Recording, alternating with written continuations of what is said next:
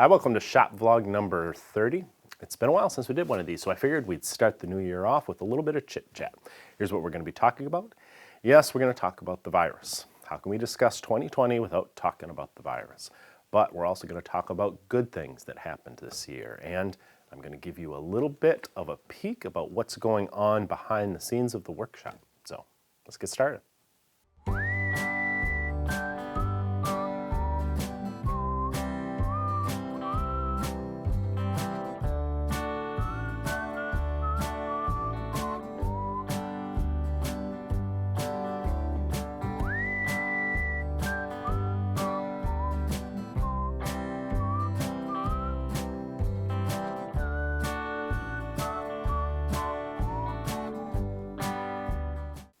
It's a new year, and while I'd like to say I'm glad 2020 is over, I'm a little afraid to, because that's what I said about 2019, and look what it got us. 2020 seemed like a crap year from beginning to end, and in many ways it was pretty bad. I mean, we have a pandemic killing people. We literally shut down most of the world, and we made people stay in their homes for weeks. We couldn't buy toilet paper for half a year. And it's become normal to walk into a bank wearing a mask. You know it's been bad when nobody even remembers that 2 dams burst and destroyed 2 entire communities here in Michigan. Of course, it wasn't all bad. In fact, it was a great year for Stumpy Nubs Woodworking Journal in some ways. We'll talk about that in the next segment. But I want to use this segment and the next one to acknowledge that 2020 was a year of suffering for a lot of folks all over the world. The death toll of the pandemic has been nearly unspeakable. By the time this year is over, I'm sure every one of us will have lost someone, and some people will have lost several friends and family members. And the effects aren't only measured in the loss of lives. Loss of livelihood has been a serious concern for millions of people. Don't forget, much of the world shut down for a long time. Some of the world is still locked down. Here in Michigan, we were ordered to stay in our homes for nearly 2 months. I had to lay off the guys who work for me behind the scenes here for 6 weeks. Businesses in my community have been closed for nearly a year, and some of them are not going to open back up. In the U.S. alone, nearly 1 out of every 5 restaurants are gone, completely out of business. That's 110,000 restaurants alone gone for good. The food industry represents 10% of all American jobs. Nearly 14 million hardworking people are at risk in that sector alone. And we're just seeing the beginning of the devastation. Wait until you see how many businesses close this winter. By spring, we might not even recognize our communities anymore. It's going to be devastating. For years to come, we'll be looking at the empty storefronts and saying, man, 2020 was a crap year.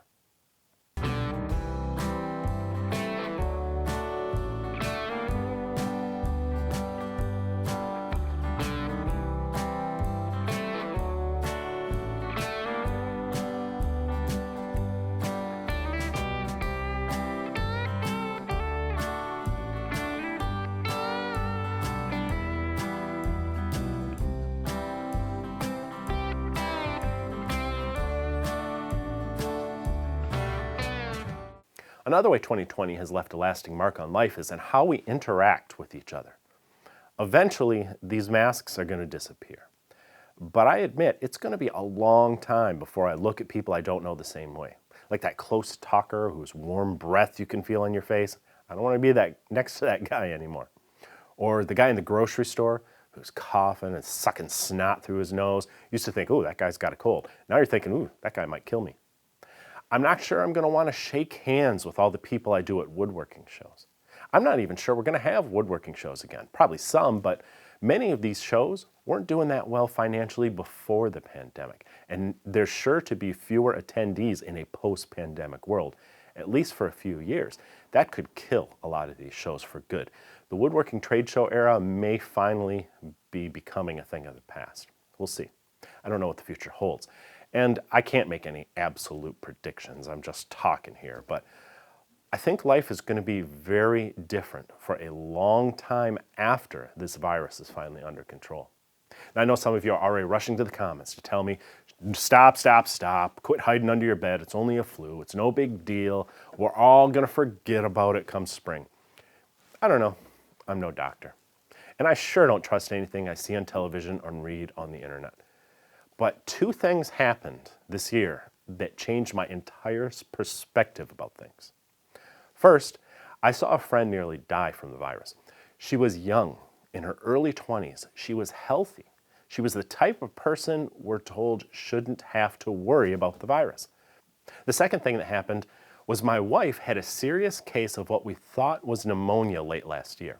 The doctor just said, well, it's something going around. A lot of people have been getting it. Now we're finding out that COVID may actually have been in the US back then. I don't know if her pneumonia was from COVID or a different virus. We didn't have tests at that time. What I do know is here we are, over a year later, and she still has breathing issues. Her life may never be the same. She's in her mid-40s. So I no longer buy into the idea that only the old and sick are at risk. That's the biggest way 2020 has changed me. I realized how stupid and arrogant we are, especially to think that I know the first thing about this virus. People on the internet sure don't know what they're talking about. I'm convinced most of the talking heads on television have no idea either. 2020 has taught me to just block out the noise, ignore the blowhards and the politicians, and try not to be part of the problem. I don't know if I can spread the virus if I don't know I have it. I don't know how much masks help, if at all. I don't know what my risk is compared to yours. I don't know crap. So I'm not going to be afraid of the virus, but I'm also going to be careful. I'm going to be considerate. I'm going to follow my doctor's advice. I'm going to support my family, my friends, and my local businesses, and I'm going to try to get through this without killing someone's grandma.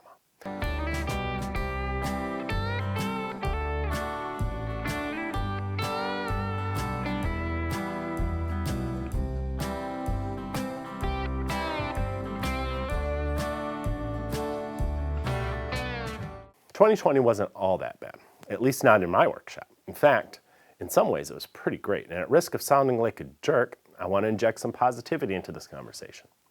This year essentially finished outfitting the shop, something we began after I bought this place in the middle of 2019. As someone who grew up and cobbled together workspaces and who worked in a little garage for the last decade, I find this new shop obscenely luxurious. The big project this year, well, there's been several, but our biggest has actually been our website and new e-magazine. And I know I've been talking about this for a while, but they are almost done. Maybe a couple more weeks, maybe a month. Once you see what we've been doing, you'll understand why it's taken so long. I don't want to give everything away because I plan on having an official launch soon, but the new e-magazine is amazing. It's a legit woodworking magazine, and it's free. The new website is going to be awesome too. I've mentioned some features in the past, such as the indexing system for all the free tutorial videos. But the biggest thing is a series of online woodworking courses that'll help you learn progressive skills or to master certain tools. These will be paid courses, but they're going to be affordable, much less than what other people are charging. There's also a virtual shop tour that's unlike anything out there. It includes a comprehensive list of all the tools we use, from big to small. It's perfect for folks who are looking for recommendations on specific marking tools or measuring tools or hand planes, whatever you're looking for. Like I said, I don't want to go into too much detail yet, but 2021 is going to be a big year.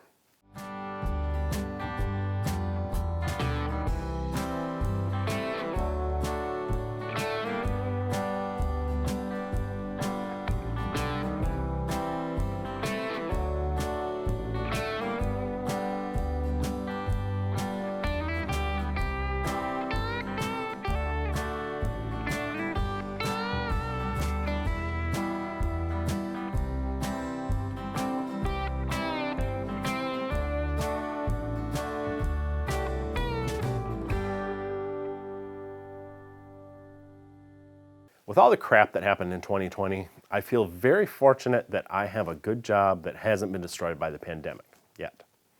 In fact, I'm pretty pleased with the growth we experienced despite the virus. We published 112 videos this past year. That's pretty significant when you consider that the standard for woodworking channels is still about 1 video a week, or 50 a year. We more than doubled that, despite working shorthanded during a shutdown. And not with junk filler videos. We make comprehensive tutorials about all sorts of things. I really think we contributed to the education of a lot of woodworkers. 19 million woodworkers, in fact. At least that's how many video views we generated this year. I'm sure some folks watched more than one video, but that still represents a gigantic group of millions of woodworkers who watched Stumpy Nubs videos during 2020.